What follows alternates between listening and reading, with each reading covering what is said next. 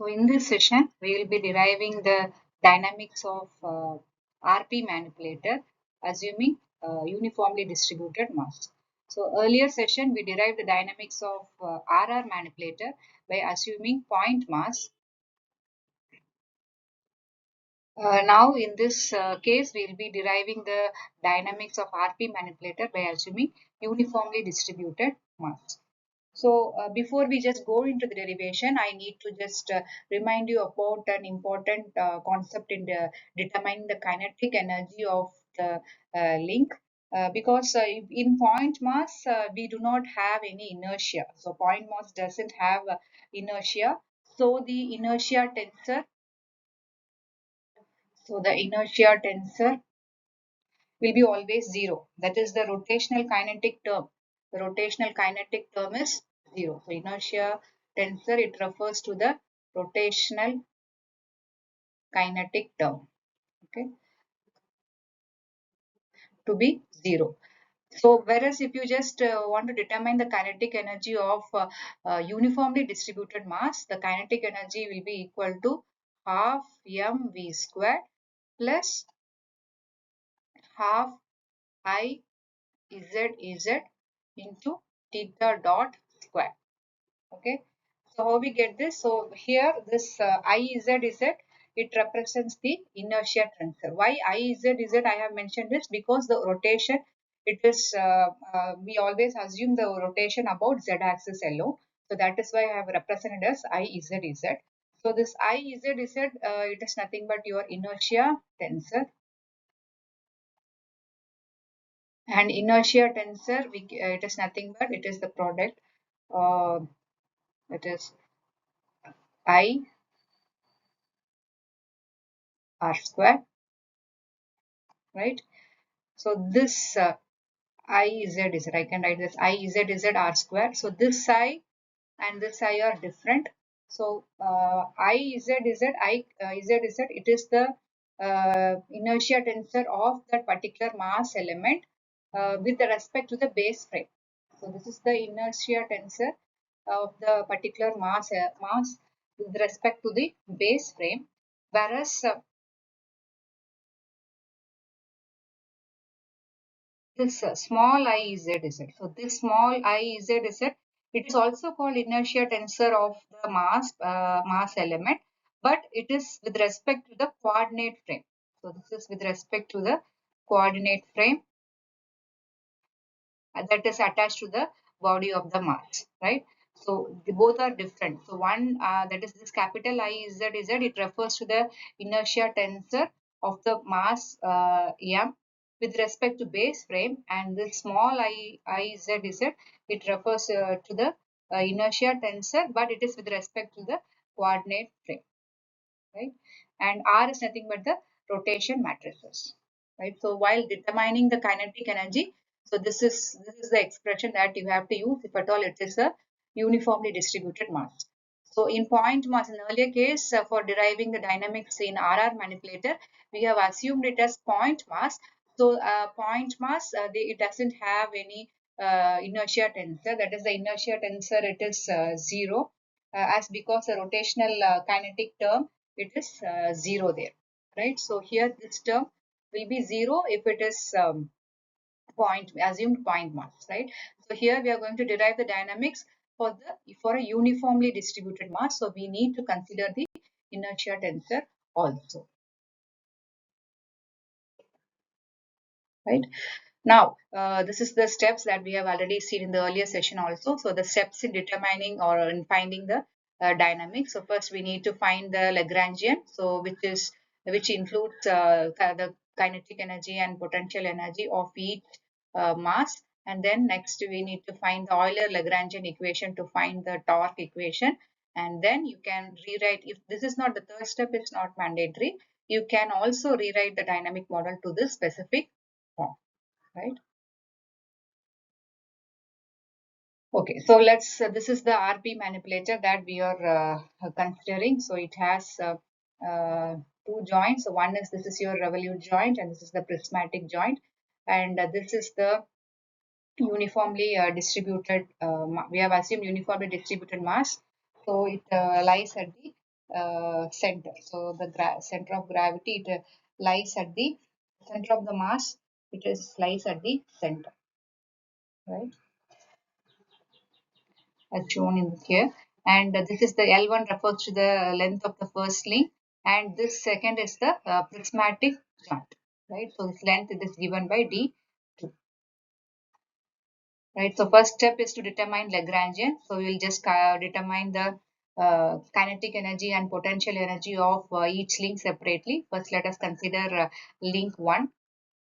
So for link 1, the potential energy, it is very direct. That is P1 is equal to mg sine theta, m sine theta. So here mgh.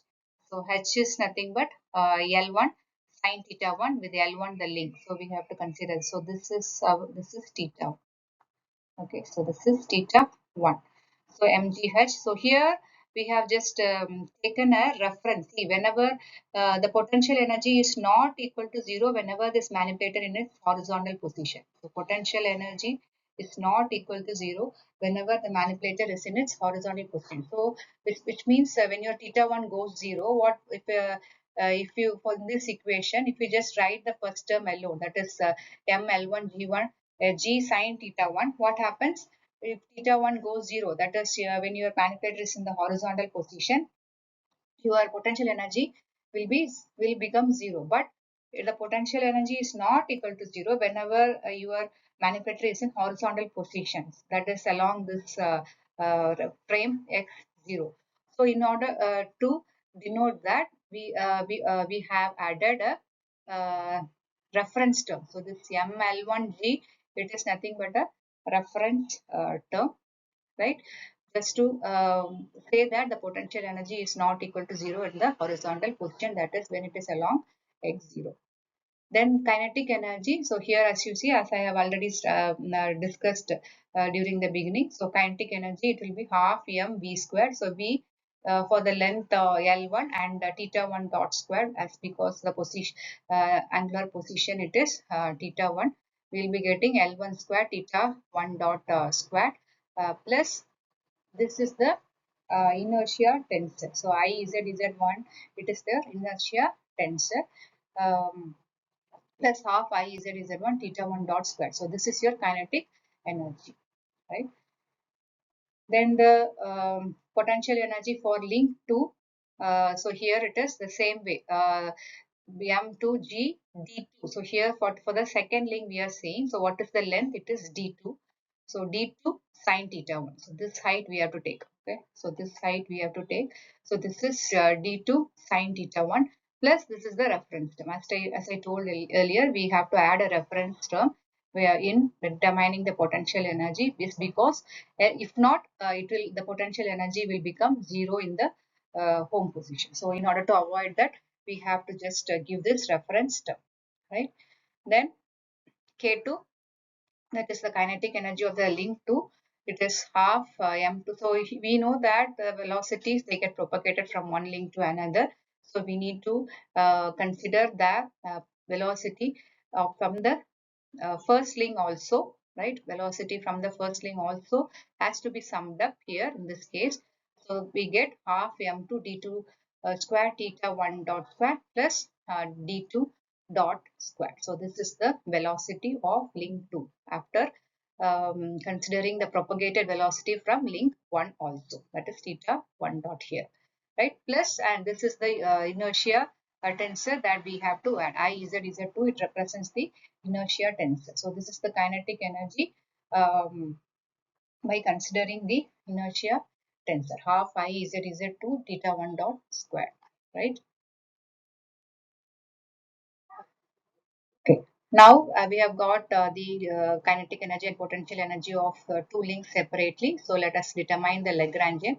So L is equal to total kinetic energy minus total potential energy. So it becomes K1 plus K2 minus P1 plus P2. So that is equal to, so we have got just substituting the values of K1, K2, P1 and P2 that we have got earlier. This would be your Lagrangian. So this equation is your Lagrangian. Now the second step is that you need to determine the Euler-Lagrangian equation.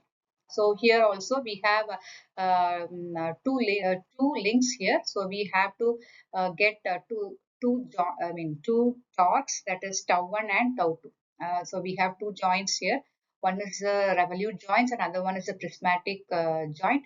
So you need to get tau 1 and tau 2, where tau 1 it is d by dt of dou L by dou theta 1 dot minus dou L by dou theta 1, that is the first revolute joint, and tau 2 is d by dt of dou L by sorry, this should be uh, uh, dou theta 2 dot minus dou L by dou d2, right? It's not theta 2, it is d2, as because the second joint here in this case it is prismatic joint. Okay, now we have to find dou L by. So let us for deriving tau 1, the first thing is we need to get dou L by dou theta 1 dot. So here we have our Lagrangian equation. So in that, the term we have to first find the terms whichever is having theta 1 dot. So here this term is having theta 1 dot, this term is having, and then here you have a theta 1 dot term, and here also you have a theta 1 dot term. So you have four terms in here. So first differentiating the first term, you will be getting 1 by 2 m1 L1 squared. This is constant. So differentiating this, you will be getting 2 times theta 1 dot, right? So 2 and 2 get cancelled. So we'll be getting m1 L1 squared theta 1 dot, right? So that is how you get this m1 L1 squared theta 1 dot plus. So this is direct, that is half I z z1, it is constant, and differentiating this, you'll be getting 2 times theta 1 dot. So 2 and 2 get cancelled. So it is I z z 1 theta 1 dot. The same way I z z 2 theta 1 dot plus differentiating this term, that is half m2 d2 square theta 1 dot. So half m2 d2 square theta 1 dot. So that is constant. So differentiating this, you will be getting 2 theta 1 dot. So 2 and 2 get cancelled, and finally we'll be getting m2 d2 square theta 1 dot, right? So then you have to also get d by dt of dou L by dou theta 1 dot. So that you will be getting m1 L1 square theta 1 double dot, and I z z1 theta 1 double dot, I z z2 theta 1 double dot, and m2 d2 square theta 1 double dot, right? So just this is the final one. After just taking the constants common, you will get the 3 by dt of dou L by dou theta 1 dot, right? Then you also have to get dou L by dou theta 1. So that is equal to minus. So wherever you have to find the terms in the Lagrangian, wherever you have theta 1. Right. So then you will be getting minus m1 L1 g cos theta 1 minus m2 d2 g cos theta 2. So just substituting all the values of say d by dt of dou L by dou theta 1 dot, and d by sorry, dou by dou L by dou theta 1, you will be getting this torque equation tau. In the same way, you have to get the torque equation for the second link, that is tau 2, right? So we have to differentiate in terms of d2 there, right? So dou L by dou d2 dot will be equal to m2 d2 dot, and so d by dt of dou L by dou d2 dot will be m2 d2 double dot, right? So this term, it will be double dot when differentiating with respect to time. And then dou L by dou d2, that is equal to m2 theta 1 dot square d2 minus g m2 sin theta 1. So with that, we will be getting the second torque equation, right? So having got the two torque equations, we have to, let's move to the third step, that is you need to rewrite the dynamical model to this generalized form, that is tau is equal to d of theta double dot plus h of theta comma theta dot plus c theta. So this is the inertial term, right? And then velocity term vector, and the gravity vector, right? So just representing in matrix the two equations, whatever we have got, just converting into a matrix, we'll be getting the form. Okay. So hope it is clear. Thank you.